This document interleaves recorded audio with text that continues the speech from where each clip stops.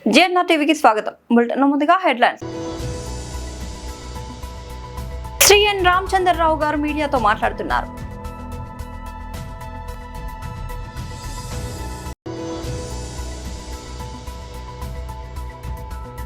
జోగి రమేష్ కుటుంబాన్ని పరామర్శించిన అనంతరం press meet.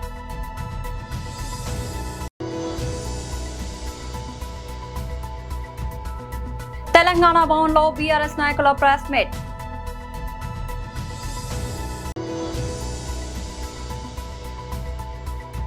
Tihar జైలుకు బాలీవుడ్ నటుడు రాజ్ పాల్ యాదవ్. శ్రీ ఎన్ రామచంద్రరావు గారు మీడియాతో మాట్లాడుతున్నారు. Our President Ramchandra Garu to address the media.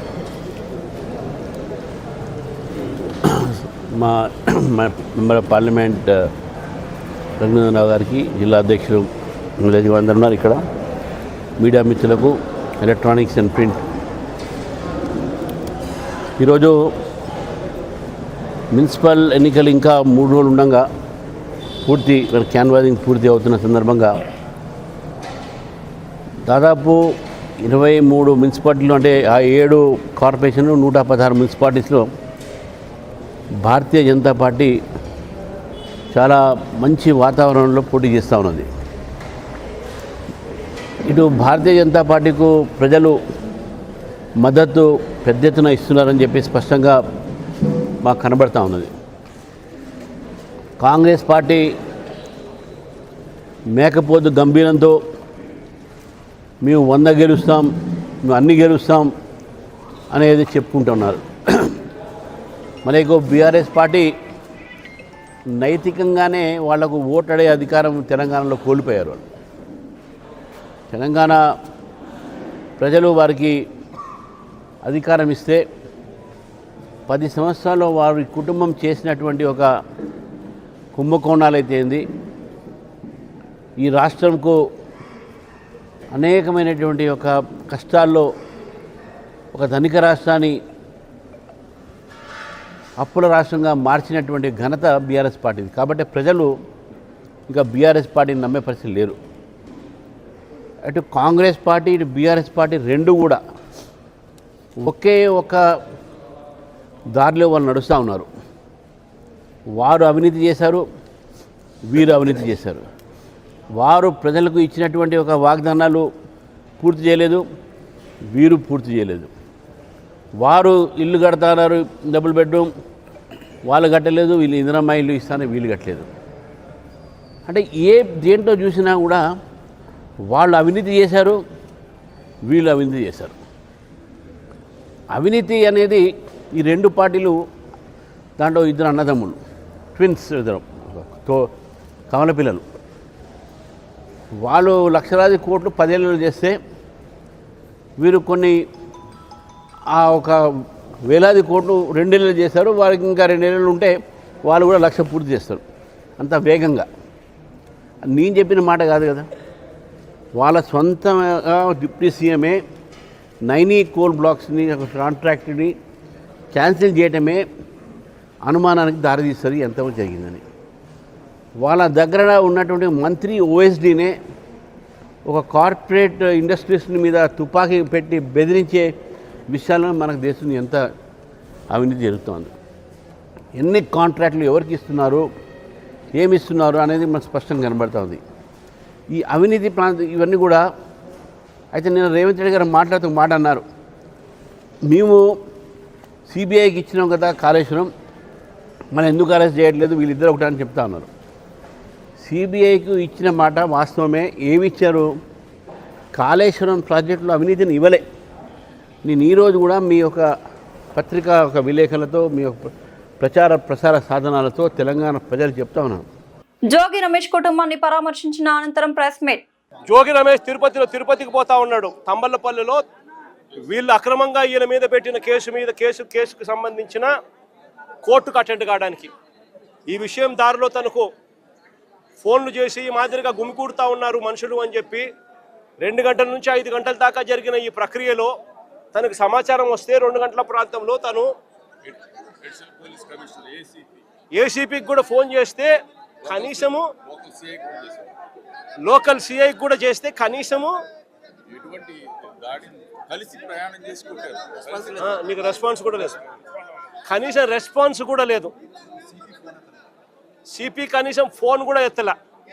నేను అడుగుతా ఉన్నా, ఈ మాదిరిగా ఇక్కడే కాదు, అక్కడ అంబటి రాంబాబు అన్న విషయంలో కూడా అంతే. పోలీసుల సమక్షంలోనే 5 గంటల నుంచి రాత్రి 1:30 దాకా జరిగిన దహనకాండ, పోలీసుల సమక్షంలోనే 5 బండ్లు 5 కార్లు పగలగొట్టారు. పోలీసుల సమక్షంలోనే ఇల్లు తగలబెట్టిచ్చేశారు, ఆఫీస్ అంతా తగలబెట్టారు. పోలీసుల సమక్షంలోనే ఇంట్లో అద్దాలన్నీ కూడా పగలగొట్టారు. పోలీసుల సమక్షంలోనే ఇంట్లో ఆడోళ్ళను కూడా దూషించారు. ఇక్కడ కూడా అంతే, పోలీసుల సమక్షంలోనే పోలీసులే పాత్రదారులుగా పోలీసులు కలిసి చేస్తూ ఉన్న డ్రామాలో ఇదంతా కూడా జరుగుతూ ఉంది. నేను అడుగుతా ఉన్నా, వీళ్ళందరికీ కూడా నేను ఒకటే చెప్తా ఉన్నా, ఇవన్నీ కూడా ఆధారాలు ఎక్కడికి పోలా, ఇవన్నీ కూడా ఆధారాలు ఉన్నాయి. ఎన్హెచ్ఆర్సీ నుంచి సుప్రీంకోర్టు దాకా ప్రతి గడప కూడా తడతాం. రాష్ట్రంలో జరుగుతూ ఉన్న జంగల్ రాజు గురించి ప్రతి ఒక్కరికి కూడా అర్థమయ్యేలా చెప్తాం. ఎక్కడైనా కూడా న్యాయం అనేది డిలే కావచ్చేమో కానీ చంద్రబాబు నాయుడు గారి ప్రభుత్వానికి పెట్టిన దినాలు మాత్రం ఖచ్చితంగా ముగిసాల్సిందే. కళ్ళు మూసుకొని కళ్ళు తెరిచేసరికి 2 ఏళ్ళు అయిపోయాయి. ఇక కళ్ళు మూసుకొని కళ్ళు తెరిచేసరికి మరో 3 ఏళ్ళు కూడా అయిపోతాయి. ఆ తర్వాత వచ్చేది మా ప్రభుత్వమే. ఆ తర్వాత నేను చెప్తా ఉన్నాను, ఇటువంటి అన్యాయమైన ఆఫీసర్లు ఎవరైతే ఉన్నారో, ఎవరైతే కాన్స్పిరసీలో భాగంగా వీళ్ళంతా పాత్రదారులుగా ఉన్నారో, ఈ పోలీస్ ఆఫీసర్లు, ఈ నాయకులు, వీళ్ళతో పాటు వచ్చిన ఈ గూండాగిరి చేసిన వీళ్ళందరినీ కూడా ప్రతి ఒక్కరిని కూడా బోన్లో నిలబెడతాము.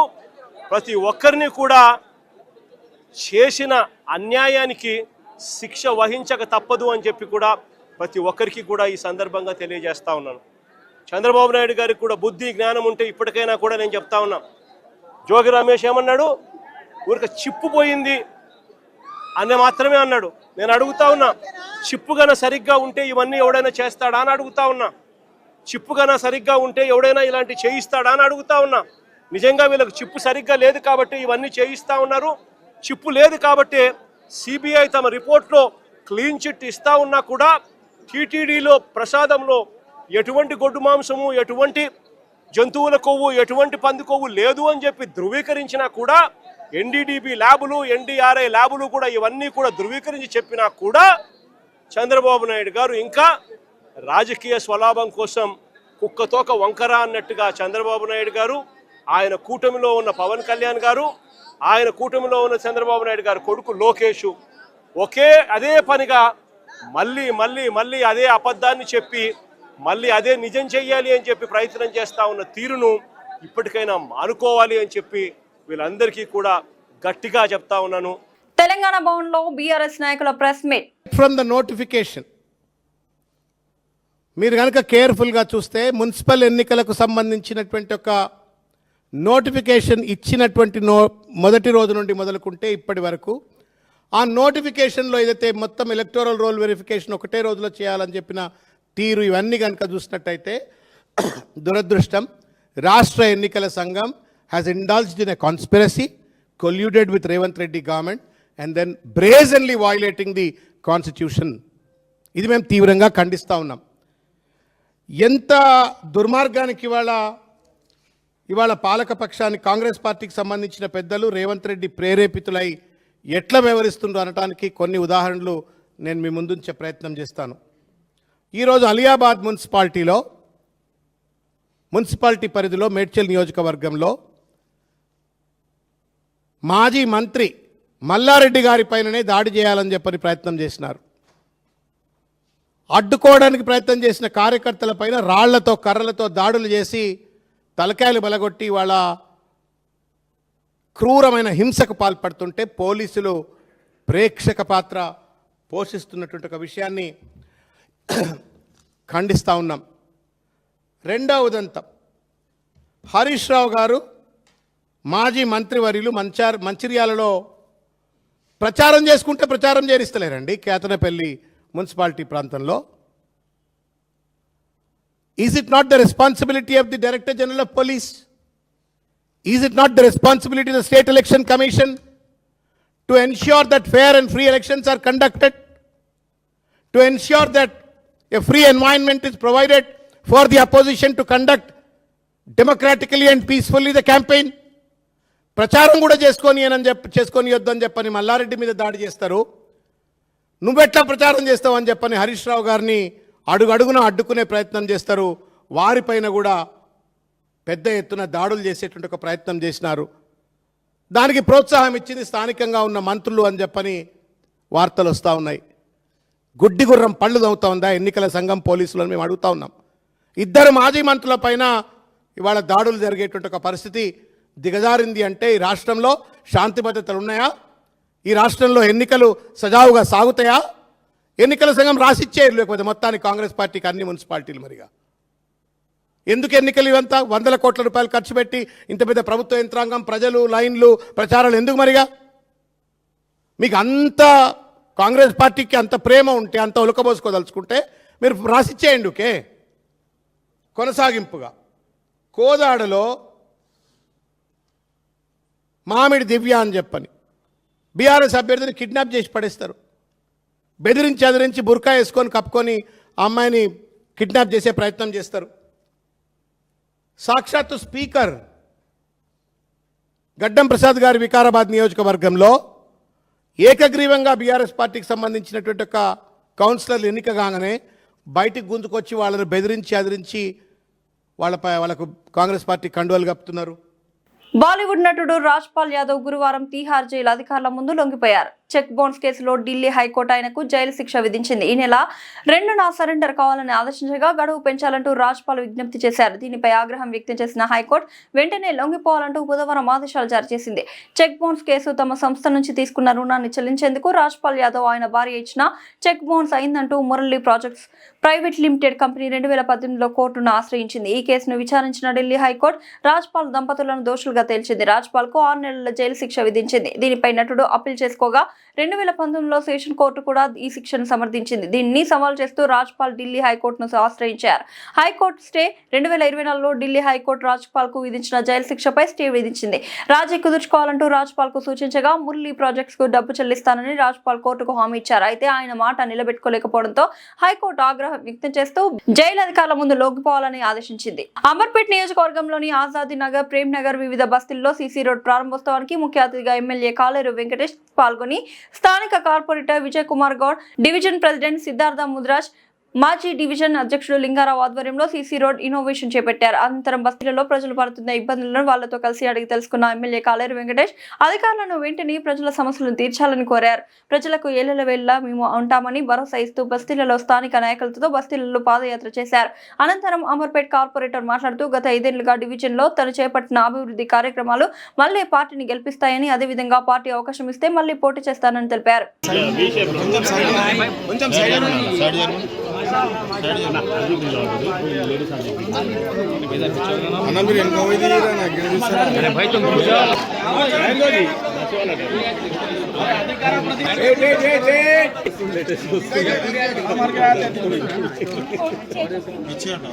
पिछड़ के लिए हम लोग याद है हम लोग इधर प्लीज पिछड़ जाओ अन्ना कौन दिया बाबा अन्ना जमील अन्ना मैं लेके अन्ना मैं लोड भाई रंग उन्ना उन्ना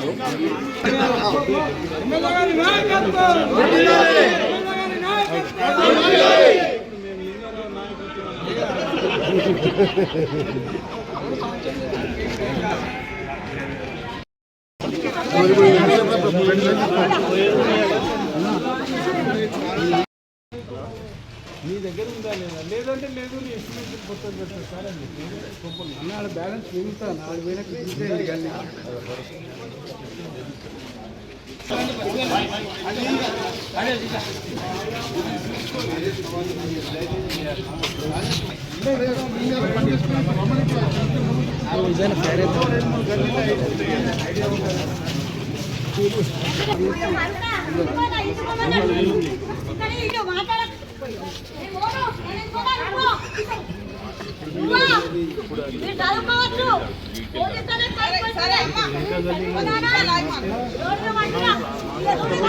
అందరు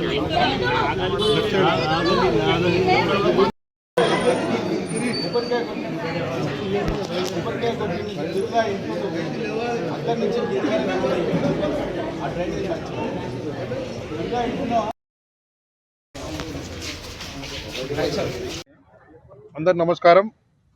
ఇవాళ ప్రేమ్నగర్లో రోడ్ ఇనాగ్రేషన్ అయింది 37 లక్షలతోని. అలాగే పటేల్ మన ప్రేమ్నగర్లో హైమావతి స్కూల్ దగ్గర డ్రైనేజ్ లైన్ ఇనాగ్రేషన్ అయింది, సెవరేజ్ లైను, అది 3 లక్షలతోని. ఇవాళ 2 ఇనాగ్రేషన్లు మా ఎమ్మెల్యే కళ్యాణ్ వెంకటేష్ గారు ద్వారా చేయడం జరుగుతుంది. అలాగే బస్సులో తిరిగితే కొన్ని సమస్యలు చెప్పారు జనాలు. ఎక్కడ వెళ్ళినా కూడా కొద్దిగా రోడ్ ఇనాగ్రేషన్కి వెళ్తే ముఖ్యంగా సమస్య డ్రైనేజీ చెప్తున్నారు, లేకపోతే వాటర్ పొల్యూషన్ అని చెప్తున్నారు. దాన్ని కూడా త్వరలో పరిష్కరిస్తామని చెప్తున్నాము. గత 5 సంవత్సరాల నుంచి కూడా నిరంతరం కృషి చేస్తూ ప్రజల వెంబడి ఉంటూ ప్రజలకు ఏ సమస్య ఉన్నా ముంగడికెళ్ళి చేసుకుంటూ జరుగుతుంది. దానికి మా ఎమ్మెల్యే గారి పూర్తి సహాయ సహకారాలతోనే ఈ కార్యక్రమాలు జరుగుతున్నాయి. తను ఏ విషయం ఉన్నా కూడా, ఎక్కడ ఉన్నా కూడా, తమ్మి ఏ రోడ్ అయినా సరే, ఏ డ్రైనేజ్ అయినా సరే మనం సొంత డబ్బులతోనే చేయించవచ్చు. కానీ కొన్ని విషయాల్లో కూడా తన సొంత డబ్బులు కూడా ఖర్చు పెట్టి ఇవాళ బస్తీలలో డ్రైనేజ్ సమస్య, రోడ్ శాంక్షన్ అయితే అక్కడ కొద్దిగా డ్రైనేజ్ సమస్య ఉంటే అక్కడ కూడా చేయడం జరుగుతున్నది. దీనికి ప్రజలు కూడా మంచి స్పందన చేస్తున్నారు. అలాగే ప్రేమ్నగర్లో ముఖ్యంగా కొన్ని ఏరియాలలో లైట్లు రావడం లేదు. లైట్ల గురించి కూడా ఇవాళ చెప్పడం జరిగింది. కొత్త లైట్లు కూడా ఏర్పాటు చేయడం జరుగుతుంది. మొన్ననే లైట్స్ వచ్చాయి, కాకపోతే టెక్నికల్గా ఈ లైట్స్ వాళ్ళవి జిహెచ్ఎంసీకి డైవర్ట్ అయినాయి కాబట్టి కొద్దిగా డిస్టర్బెన్స్ అయింది. ఆ డిస్టర్బెన్స్ వల్ల కూడా కొద్దిగా లైట్లు రావడం లేట్ అయింది. ఈ 2-3 రోజులలో దాన్ని కూడా లైట్స్ అన్ని హ్యాండ్ ఓవర్ చేసుకొని ప్రతి గలీలో లైట్లు వెలిగేటట్టు చేస్తున్నాం. ఎందుకంటే రాబోయేది రంజాన్ కాబట్టి ప్రతి ఏరియాలో, ప్రతి మసీద్ దగ్గర లైట్లు ఉండాలని మా ఎమ్మెల్యే గారు నేను కోరడం జరుగుతుంది. కాబట్టి మేము తప్పకు అధికారులకు కూడా చెప్తున్నాము, ఏ విషయంలో కూడా రాజీ పడాల్సిన అవసరం లేదు. మేము కానీ ఎమ్మెల్యే కానీ ముంగటుండి కావాలంటే ఆ ఏరియాలో పోయి ఆ సమస్యను పరిష్కరిస్తామని చెప్తున్నాం. 2 డివిజన్లు అవుతున్నాయి కాబట్టి రిజర్వేషన్స్ బట్టి ఎక్కడైనా కూడా పోటీ చేయొచ్చు. కాకపోతే అందరు కూడా అవకాశాలు ఇప్పుడు అందరికి వస్తాయి కాబట్టి అందరూ కూడా అడగవచ్చు, దాంట్లో ఏం బాధ లేదు.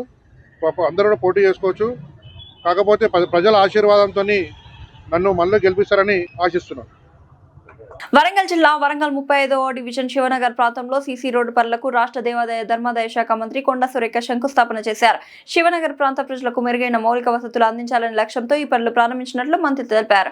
రహదారుల అభివృద్ధితో స్థానికులకు ప్రయాణ సౌకర్యం మెరుగుపడుతుందని అన్నారు. ఈ కార్యక్రమంలో స్థానిక కార్పొరేటర్ సోమిశెట్టి ప్రవీణ్ మాట్లాడుతూ శివనగర్ ప్రాంతంలో ఎంతో కాలంగా సీసీ రోడ్ల అవసరం ఉందని తెలిపారు. ప్రభుత్వ సహకారంతో అభివృద్ధి పనులు దశల వారీగా చేపడుతున్నామని తెలిపారు. ప్రజల సమస్యలను గురించి పరిష్కారానికి కృషి చేస్తున్నట్లు పేర్కొన్నారు. ఈ శంకుస్థాపన కార్యక్రమంలో కాంగ్రెస్ నాయకులు గోపాల్, నవీన్ రాజ్, శ్రీరామ్, రాజేష్, పగడాల సతీష్, శ్రీనివాస్, శివ పాల్గొన్నారు. కాంగ్రెస్ కార్యకర్తలు పెద్ద సంఖ్యలో హాజరై కార్యక్రమాన్ని విజయవంతం చేశారు. శివనగర్ ప్రాంత అభివృద్ధికి ప్రభుత్వం పూర్తి సహకారం అందిస్తుందని నాయకులు తెలిపారు.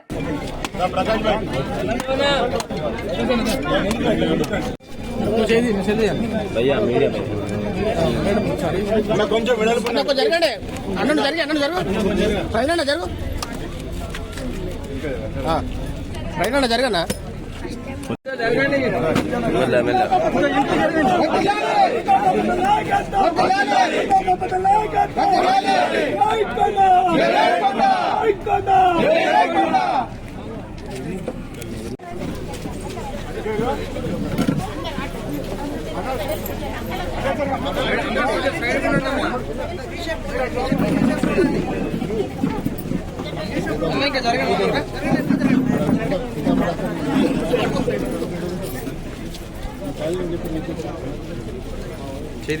ఈ నెల 11న తెలంగాణ మున్సిపల్ ఎన్నికలు జరగనున్నాయి. ఈ నేపథ్యంలో మంగళగిరిలోని తన క్యాంపు కార్యాలయంలో తెలంగాణ జనసేన నేతలతో పవన్ భేటీ అయ్యారు. తెలంగాణ మున్సిపల్ ఎన్నికల గురించి వారితో చర్చించారు. ఎన్నికల్లో ఎలా ముందుకు వెళ్లాలనే దానిపై దిశానిర్దేశం చేశారు. ఈ సమావేశంలో పార్టీ ఉపాధ్యక్షుడు బొంగునూరి మహేందర్ రెడ్డి, ప్రధాన కార్యదర్శి రామ్ తల్లూరి, తెలంగాణ ఇన్ఛార్జ్ శంకర్ గౌడ్, రాజలింగం, సాగర్, ఆర్కే నాయుడు తదితర ముఖ్య నేతలు పాల్గొన్నారు. ఎన్నికలకు సమయం దగ్గర పడుతుండటంతో ఇప్పటికే ఎన్నికల ప్రచారం ఊపందుకుంది. అత్యధిక స్థానాలు గెలుచుకొని సత్తా చాటాలని కాంగ్రెస్, బీఆర్ఎస్ పార్టీలు పార్టీలు పట్టుదలగా ఉన్నాయి. పోటీలో బీజేపీ కాస్త వెనుకబడినట్టు కల్పిస్తున్న తరుణంలో తెలంగాణ బీజేపీ అధ్యక్షుడు రామచంద్రరావు కీలక ప్రకటన చేశారు. తాను కేంద్ర మంత్రి కిషన్ రెడ్డి, పవన్ కళ్యాణ్ ను కలిశామని, మున్సిపల్ ఎన్నికల్లో బీజేపీకి ఆయన పూర్తి మద్దతు తెలిపారని వెల్లడించారు. బులెటిన్ ముగించే ముందు హెడ్లైన్స్ మరోసారి. ఇది శ్రీ ఎన్ రామచంద్రరావు గారు మీడియాతో మాట్లాడుతున్నారు.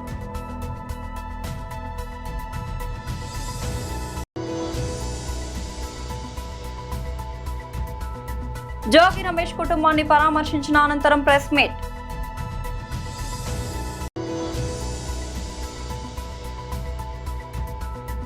తెలంగాణ భవన్లో బీఆర్ఎస్ నాయకుల ప్రెస్ మీట్.